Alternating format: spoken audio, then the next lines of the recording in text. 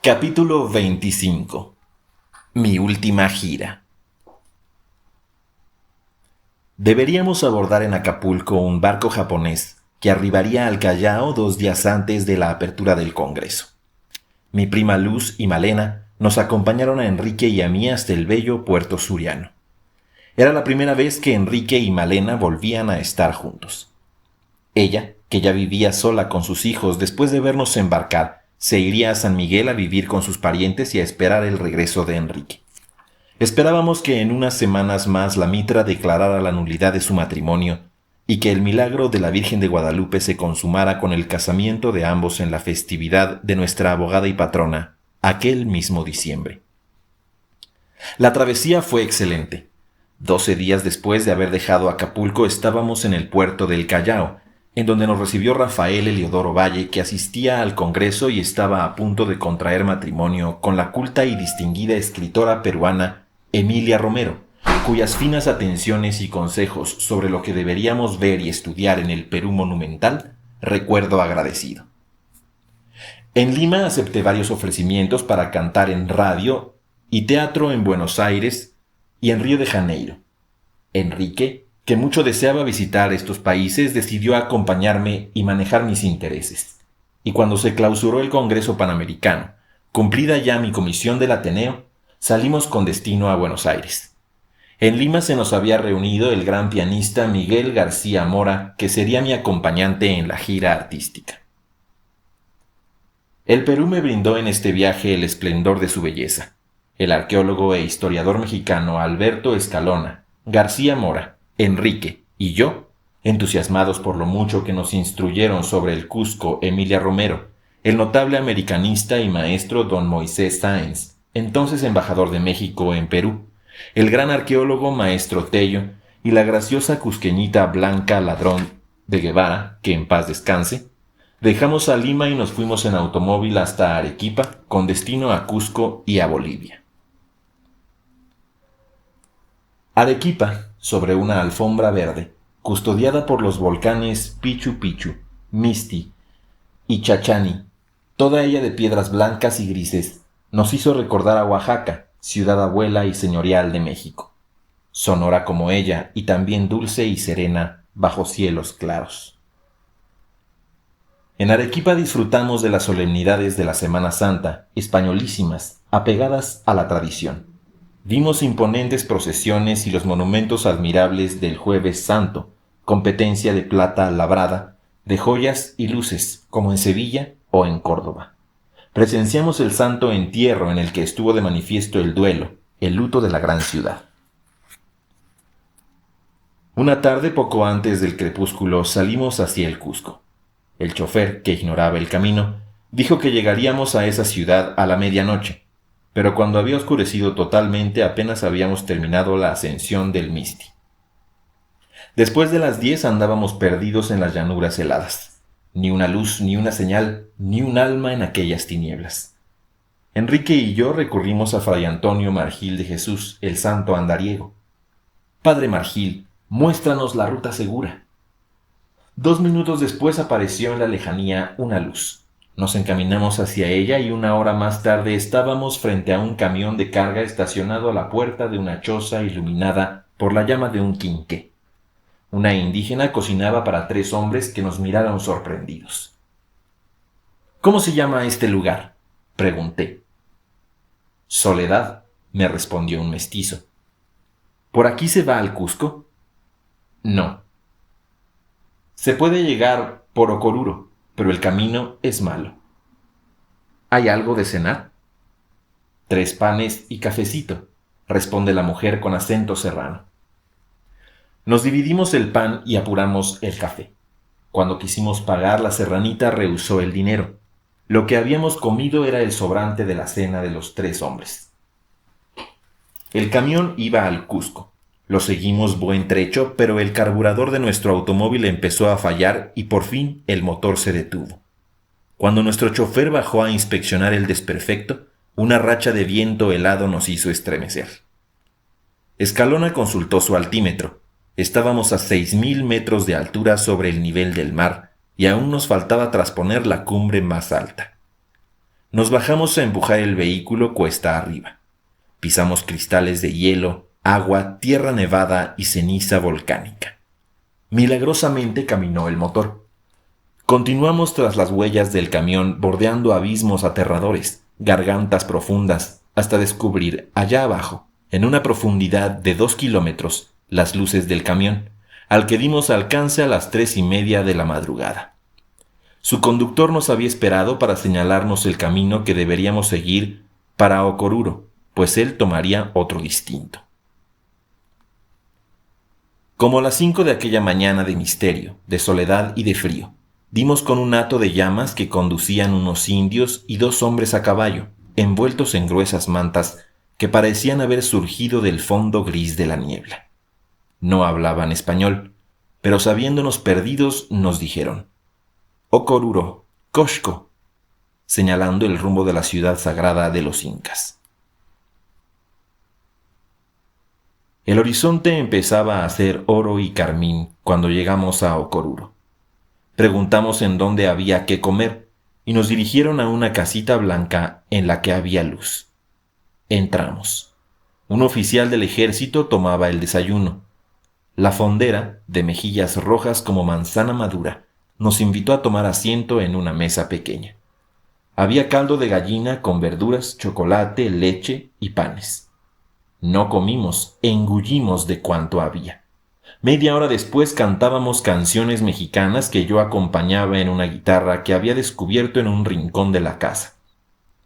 Cuando amaneció pudimos ver los campos verdes del lindo valle serrano, las montañas enmarcadas en el cielo azul añil, hileras de sauces llorones, arroyos de cristal y un lago verdiazul bajo el esplendor de la mañana. Ya no teníamos prisa. Antes deseábamos que la marcha fuera lenta para ver y mirar detenidamente aquellos paisajes sorprendentes, aquellos pueblos de extraña belleza, los templos repletos de tesoros artísticos y gozarlo todo: la indumentaria de los indios, la musicalidad de las campanas, la gracia y altivez de las llamas, el señorío de las vicuñas, la paz y la armonía del ambiente.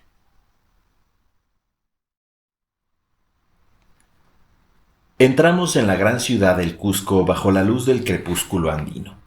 Los niños salían de los colegios, los vendedores de golosinas decoraban las calles, los caminantes volvían a sus aldeas tras de sus atajos de llamas altivas. Las monjas cerraban las puertas coloniales de sus escuelas. Los frailes se daban prisa para llegar a sus conventos y los estudiantes universitarios llenaban con su risa el ámbito de la plaza. Movíanse todos en un escenario de piedra, adobe y teja, en espacios encuadrados por templos, por muros incaicos sobre los que descansan, como palomas, las casas virreinales de balcones de madera labrada, rejas de admirable forja, de aldabones y llamadores del siglo XVIII, y en las claves de las fachadas los escudos que impuso la nobleza de los señores mestizos y españoles. La noche de nuestro arribo al Cusco fue de fiesta para nuestros ojos, que querían verlo todo. Me levanté a las 4 de la mañana para oír la primera misa y recibir a nuestro Señor. Quería agradecerle el haberme llevado al Cusco. Enrique Escalona y García Mora madrugaron también, y aquella mañana fuimos a conocer las ciclópeas fortalezas de Sacsayhuamán y Quenco. Por la tarde nos presentamos en el templo de San Francisco, donde nos recibió el padre Cáceres, quien al saber que Escalona, Enrique y yo éramos terciarios, nos abrió sus brazos y nos presentó con los demás religiosos. En una de las celdas del claustro alto se hallaba el padre Fray José Antonio Núñez del Prado, exprovincial, quien nos acogió paternalmente con la natural majestad de gran prelado de la iglesia. Al abrazarlo y besar su mano presentí que aquel hombre bondadoso y cordial ejercería gran influjo en mi vida. Él nos llevó a la Recoleta de San Antonio, situada en los aledaños, reducto verdaderamente franciscano, donde cerca de 30 jóvenes se preparaban para el sacerdocio en un ambiente de perfecta humildad, pureza y santa alegría. En las praderas de la Recoleta pasamos una tarde inolvidable, cantando y charlando con los estudiantes, que no son, como muchos suponen, prisioneros, pájaros sin alas al servicio de Cristo, sino juventud selecta, de vida pura y fe profunda, que se prepara para servir a Dios y al prójimo con toda la fuerza de la inteligencia, del corazón y de su entusiasmo. Cuando sonó la campana anunciadora del Ángelus, rezamos todos junto al jardín de la clausura. Al despedirme de la jovial comunidad recordé que habría que ir al bullicio de Buenos Aires y de Río, a la atmósfera vana, a cantar una vez más melodías baratas, música sensual. Yo no había nacido para la vida selecta que acababa de mirar, sentir y envidiar. Arrastrado a lo profundo de la mundanidad, en ella tenía que desplegar el don divino de mi voz. Si algún talento tenía, si era capaz de interpretar las obras de grandes maestros en los más refinados trabajos de arte teatral, ahora mi voz estaba vendida, por mi ambición, en los mercados musicales de gusto vulgar, pero ricos. Al cruzar la reja que da a la portería no pude contener mi deseo de expresar lo que sentía, y de pronto me encontré hablando como un predicador que encarece a los incautos a asirse a su vocación y no dejarse fascinar por los oropeles de la vida mundana. Nada era lo que yo había conquistado junto a lo que los coristas poseían. Me despedí tembloroso, conmovido, suplicándoles que pidieran por mí en sus oraciones para que algún día, no como ellos, sino como el más humilde lego, pudiera vestir el santo hábito de la primera orden y morir sobre el desnudo suelo de una celda franciscana.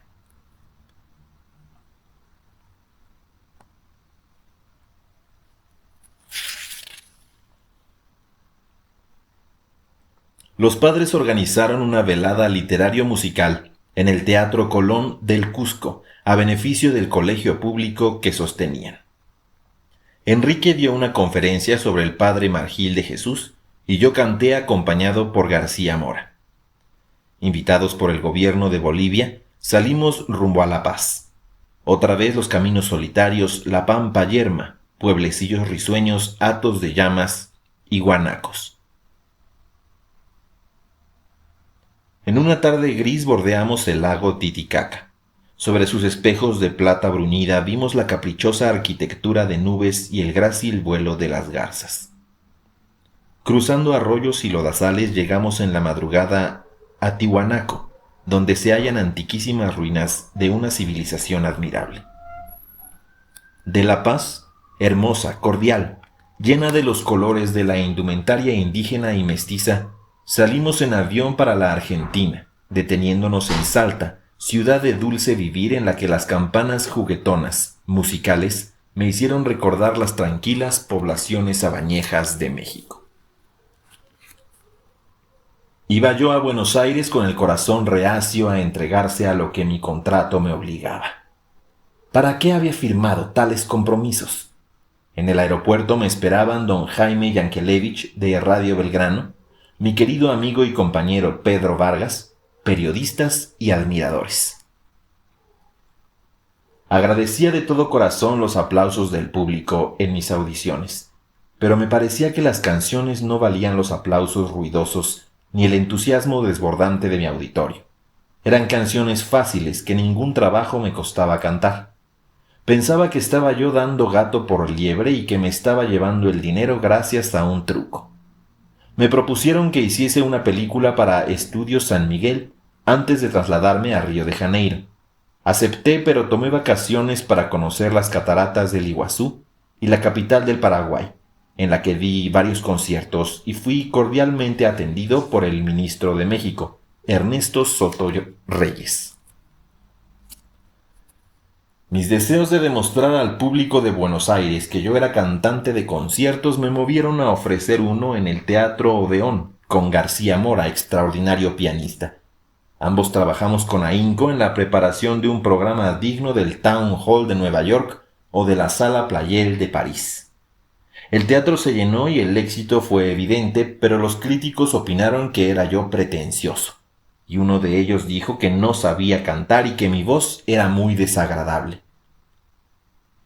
Tenía que ir a Buenos Aires para que me rematasen de ese modo. Aunque nunca había sido tratado con mayor injusticia, esas críticas demoledoras me hicieron el beneficio de saberme capaz de aguantar la humillación serenamente, como quien, sabiéndose sin culpa, soporta ser señalado culpable.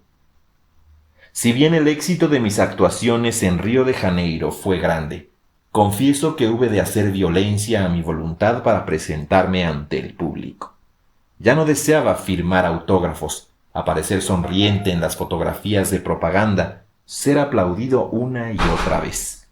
Mi amor propio de artista y mi pundonor de mexicano jamás me permitieron salir a un escenario a trabajar sin bríos, y con grandes bríos actué, aunque en mi interior sintiera el deseo de cancelar mi contrato. Volví a Buenos Aires.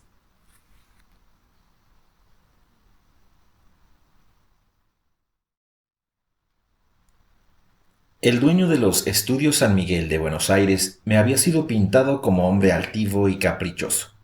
Mi contrato con él para la película Melodías de América especificaba que debería yo recibir una suma determinada por adelantado a cuenta de mis porcentajes.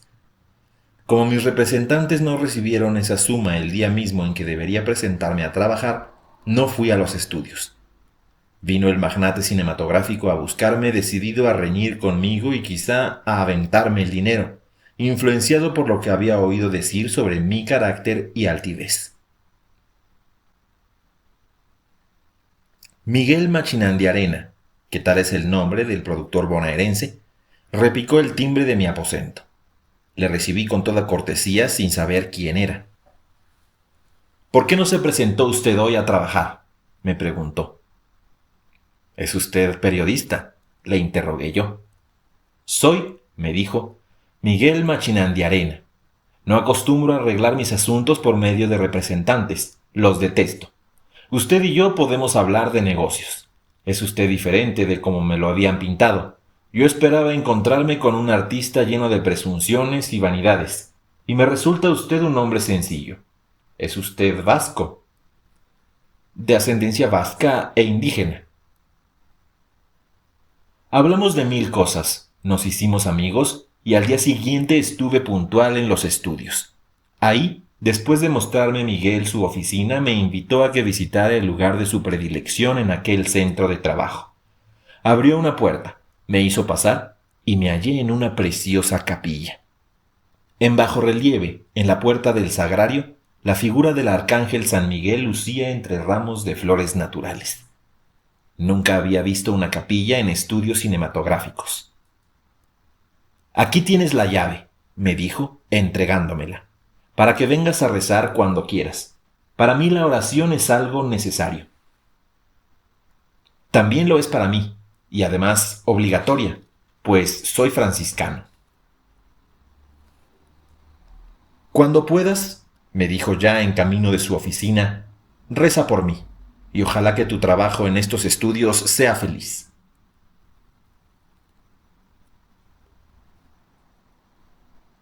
Como en las filmaciones hay horas de tediosa espera, visito la capilla sin que nadie se entere. Y en aquel recogimiento llegué a la conclusión de que era necedad seguir una vida sin provecho, cuando podía abrazar otra que valía una eternidad de gloria. El arcángel San Miguel ganó la batalla. Había yo encontrado la perla preciosa del Evangelio. ¿Valía la pena deshacerme de todo y rechazar cuanto me ofrecía la vida a cambio de la gloria? Rumiando estos pensamientos bajaba de la capilla al escenario. Los resplandores de las luces parecíanme semejantes a los de mi carrera, fugaces como el relámpago. Una mañana fui al templo de San Francisco y antes de comulgar le pedí a Dios que me permitiera descubrir el camino final de mi vida. «Bien sabes que te pertenezco, que soy todo tuyo», le dije, «y que es mi propósito al salir de este templo no dar paso fuera de la senda que deseo recorrer, asido de tu mano hasta la eternidad».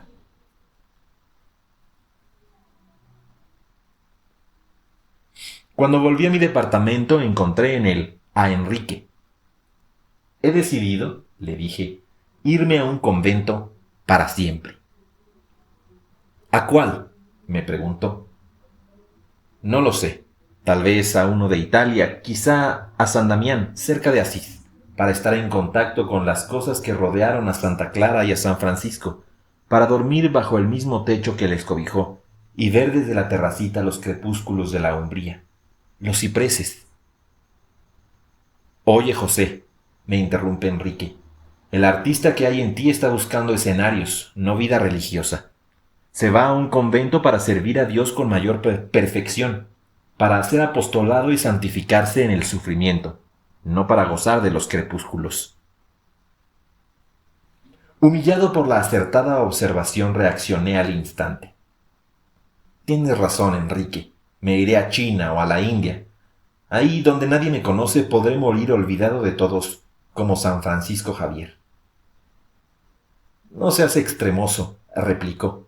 La virtud está en el medio. Mira, me dice mostrándome un mapa que está bajo el cristal de una mesa. Ahí tienes toda la América. En cualquier país de ella puedes hacer apostolado. Y agregando una miaja de broma concluye. También en América hay crepúsculos y cipreses. Cuando Enrique se aleja, permanezco mirando el mapa. Alaska, los Estados Unidos, Canadá, México. De pronto se me ocurre hacer lo que nuestro padre San Francisco hizo en momentos de incertidumbre. Cerrando los ojos, corrí mi dedo índice por sobre el mapa mientras decía: en el nombre del Padre, del Hijo y del Espíritu Santo, me iré al país que mi dedo señale. Cuando abrí los ojos, bajo la yema de mi dedo estaba el nombre de la ciudad del Cusco. Inmediatamente le escribí al padre Núñez del Prado. Muy querido padre José, en el nombre del Padre y del Hijo y del Espíritu Santo doy principio a esta carta, no para agradecerle, como antes debía hacerlo, las atenciones que usted y esa comunidad tuvieron para con los viajeros mexicanos durante nuestra permanencia en el Cusco, sino para algo que es de gran importancia para mí y que paso a exponerle. Recordará usted que soy terciario, aunque indigno, pues nunca he cumplido, como era mi deber, mis obligaciones de ministro en la población mexicana en que resido, San Miguel de Allende. Aunque mis actividades dentro de la venerable Orden Tercera empezaron hace 6 años en Santa Bárbara, California, mis inclinaciones franciscanas se manifestaron hace 16. Creo conocer el espíritu de la orden y he tratado de aproximarme a él hasta donde me lo han permitido mis actividades profesionales. Hice un viaje a Tierra Santa y he visitado Asís. Hubiera querido quedarme en Asís, pero no lo hice, temeroso de que mi impulso de llamar a las puertas del convento de San Damián y suplicar que me permitieran ser en él un hermano lego, fuese más estético que religioso. Además, aún vivía mi madre, estaba enferma, y necesitaba de mis cuidados y de mi presencia. Al morir ella hace 10 meses, busqué refugio en una casa franciscana de retiros espirituales ubicada cerca de Chicago. En ella pasé 10 días, encontré el más completo alivio espiritual y probé la dulzura del ambiente del claustro. Ya había sido huésped de los padres franciscanos de la misión de Santa Bárbara y de los de Quincy, Illinois, entre quienes tengo amigos excelentes y directores espirituales.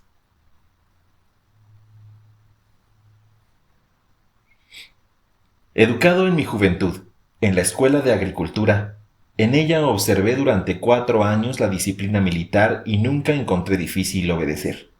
15 años canté ópera y bajo la batuta de los más exigentes maestros y directores de escena aprendí a aceptar aún lo que iba contra mis ideas musicales. Ingresé al cine hablado y siempre he obedecido a mis directores. Nunca, gracias a Dios, he tenido disgustos con ellos, aunque en ocasiones me hayan obligado a hacer cosas arbitrarias.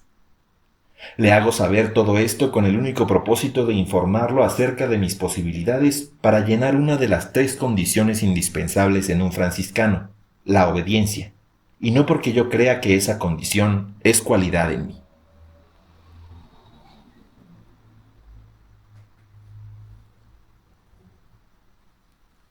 Ya se imaginará usted a lo que aspiro con esta carta. Es pues mi obligación demostrar si tengo, a más de disciplina en la obediencia, entrenamiento en la pobreza y en la castidad.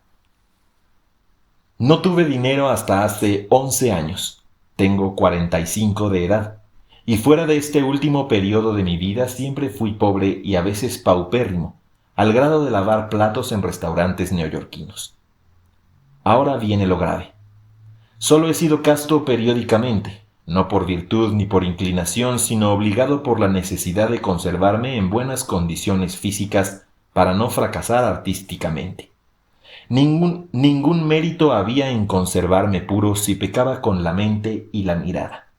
Así pues, no puedo ofrecer mérito alguno en esto como no sean mis continuos esfuerzos por no caer, y en especial durante los últimos 10 años en los que he tenido largos periodos de abstinencia, alejado del mundo, de mi profesión y el bullicio de las grandes ciudades. Nunca he sido más feliz que cuando, alejado de actividades artísticas y compromisos sociales, he vivido entre gentes sencillas, religiosas y humildes. Padre, nada hay que me detenga en el mundo, ninguna liga que me sujete a él. Soy solo y ardientemente deseo ofrecer a los demás lo que el Señor me conceda de vida. No busco el refugio del monasterio bajo ninguna emoción dolorosa o desesperada, ni creo que se trate de un vértigo religioso. Muchas veces he acariciado la ilusión de vivir cerca del Señor. No tengo decepciones artísticas, pues me encuentro en la plenitud de mis facultades y, si quisiera, podría tener contratos ventajosísimos por un periodo de tiempo todavía largo. Tampoco sufro decepciones humanas, pues me aman mis parientes, tengo amigos que me quieren y, perdóneme usted la vanidad, también soy amado por una legión de admiradores que se multiplica con cada una de mis películas y de mis actuaciones en la radio y en el teatro. Nada me falta para seguir en el mundo y en mi profesión y llegar a ser un burgués satisfecho. Pero hay una voz que me habla de otra vida que he entrevisto y deseado siempre. No creo equivocarme al manifestar que tengo vocación para ella y confío en el Señor y en su gracia, que me permitirá vivir de esa manera, que me permitirá vivir esa nueva vida para servirle, y por él a todos los hombres. Deseo, Padre, que me considere usted candidato a formar parte de la venerable comunidad del Cusco. Creo que bajo la protección de la distancia estaría más a cubierto de la publicidad que suscitaría mi nueva vida. No creo aportar nada provechoso a la comunidad que me hiciese la caridad de aceptarme, sobre todo en países en los que me ha perseguido la fantasía de los comentaristas. Creo que en el Cusco sería menos dañosa la publicidad que transforma la noticia ordinaria en historia truculenta y fantástica, y que causaría menos males el comentario sensacionalista si mi ingreso al convento fuese concertado en absoluta reserva. Confesando de antemano que lo hago por propia conveniencia, debo decirle que he puesto mis esperanzas en esa comunidad, porque todos ustedes me hicieron sentirme muy cerca de su corazón, y que nada me sería más grato que el que me aceptaran de verdad y para siempre. Le suplico, Padre, que me envíe su respuesta por correo aéreo. Estaré en Buenos Aires hasta el 1 de octubre. Pienso volver a México vía Perú, y si usted decide que para resolver sobre mi petición es necesario que antes vaya al Cusco, lo haré. Estaría dispuesto a ingresar en el monasterio en enero de 1942, pues debo disponer de tiempo para ir a México y arreglar lo concerniente a mis propiedades que deben quedar en manos adecuadas. Envío a todos y cada uno un abrazo fraternal en nuestro Señor Jesucristo y en nuestro Padre San Francisco. Beso a usted la mano y le suplico que pida en sus oraciones por el feliz término de mi intención, asegurándole que acataré siempre la voluntad de Dios. Pax et Bonum, 10 de septiembre de 1941. Hermano Francisco José Mojica.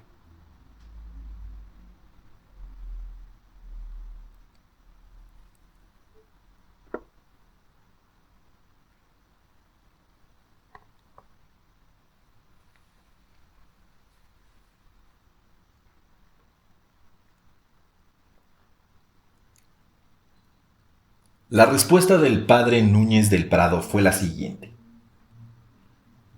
Cusco, 18 de septiembre de 1941. Señor José Mojica, Buenos Aires. Mi siempre recordado tocayo. Cuánta emoción he sentido al ver su carta. Muchos recuerdos han dejado por acá usted y sus buenos compañeros.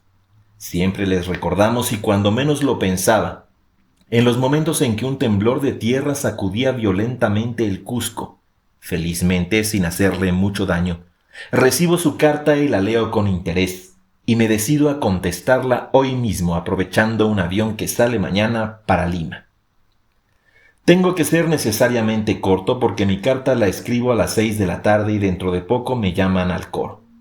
Deseo que esta carta llegue para decirle el gusto con que veríamos nuevamente por aquí para conversar, como si dijéramos sobre el terreno, del asunto que usted me propone y en el que veo la acción misericordiosa de Dios. Si tuviera usted estudios como para la carrera sacerdotal, la cosa sería más conforme a mis deseos, aunque por la edad un poquito difícil. Para el estado de hermano lego, igual al sacerdocio en la dignidad de hijo de San Francisco, juzgo que no habría muchas dificultades que vencer.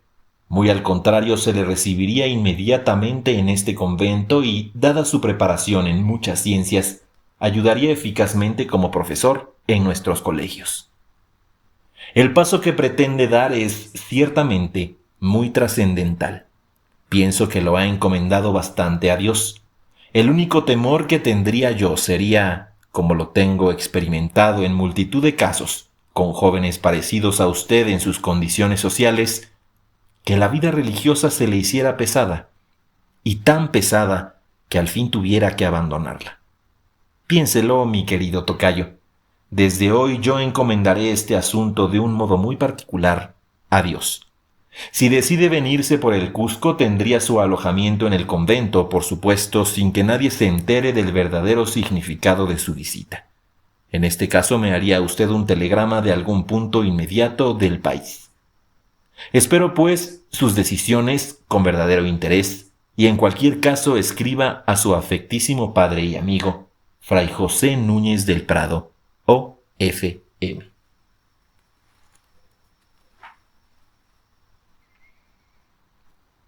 La tarde en que recibí aquella carta principié mi nueva vida religiosa. De inmediato me sentí desposeído del amor por el dinero, libre y feliz con la idea de abrazarme a la santa pobreza, de ser alimentado como las aves y vestido como los lirios del campo. Hubiera querido tomar el más próximo avión para ir al Cusco y si por alguna circunstancia el padre Núñez del Prado no me consideraba digno de pertenecer a su comunidad, iría yo de convento en convento por todo el Perú, pidiendo ser admitido aunque fuera de lavaplatos.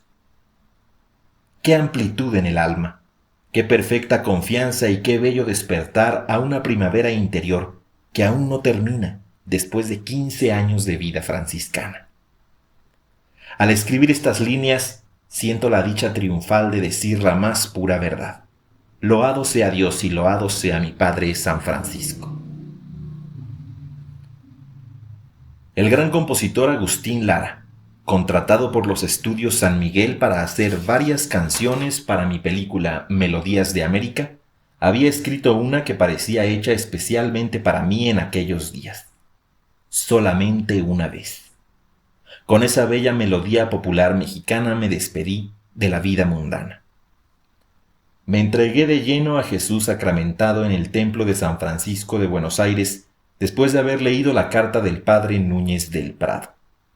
Sin vacilaciones luché con mi director cinematográfico Morera para que desapareciera el beso hollywoodesco que debería darle yo a la bella y jovencita primera actriz Silvana Roth. Esta insistencia mía y algo que sobre mis planes dejó escapar mi buen criado Luis hicieron que se esparciera por los estudios el rumor de que Mojica se iba al convento. Advertí que todos cuchicheaban y me veían con curiosidad. Algunos dudaban de que estuviera yo en mis cabales, aunque nadie se atrevía a preguntarme si la noticia era cierta. Por fin, Machinandiarena me abordó con su acostumbrada franqueza. Le confié la verdad de mis intenciones, suplicándole discreción para no promover comentarios que pudiesen contravenir la recomendación del padre Núñez, y él personalmente se empeñó en desmentir el rumor que había corrido en los estudios.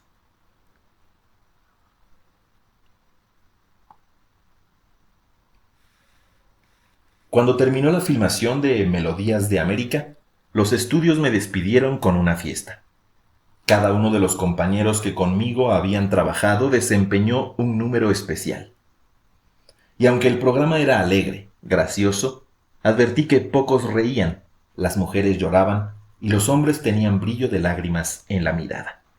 Yo sentía una mezcla de gratitud y de dolor, extraña agonía de un artista que renuncia a su carrera profesional. Vinieron a mi mente los recuerdos, los dolores y sacrificios en mi carrera, las satisfacciones y halagos, todo lo que había tenido que vencer para escalar a alturas y lograr ambiciones. Dios había sido muy misericordioso conmigo. Realmente nada tenía que reprochar al destino, nada que lamentar con amargura. Y en aquel instante de balance de mi vida me pregunté cuál sería mi verdadera vocación. ¿No estaría yo, como artista que era, imitando a San Francisco tal y como se hace en la comedia o en la ópera? Y si lo que yo creía vocación religiosa era solamente mi vocación artística, y un día, tras de la cortina franciscana aparecía el actor, por un momento me convencí de que yo pertenecía en alma y cuerpo a la farándula, y me horroricé al considerar el gran sacrilegio que sería llevarla al convento. Silvana Roth lloraba junto a mí. Sentí que un nudo ahogaba mi garganta. Siempre me habían subyugado las mujeres que derramaban lágrimas. En aquellos instantes terminaba de cantar con su vocecita de ocarina Ana María González, y todos se volvieron hacia mí para pedirme lo que podría ser mi última canción. No podré olvidar jamás aquel momento. Subí a la plataforma del improvisado escenario en medio de uno de esos aplausos que sobrepasan toda expectación y mérito y que manifiestan el cariño fervoroso de los compañeros. Se hizo un gran silencio. Todos me miraban. Y en vez de cantar, con voz mucho más natural de lo que yo mismo esperaba, hablé así. Hermanos míos, nadie, ni yo mismo, alcanzo a comprender lo que hay en mi corazón.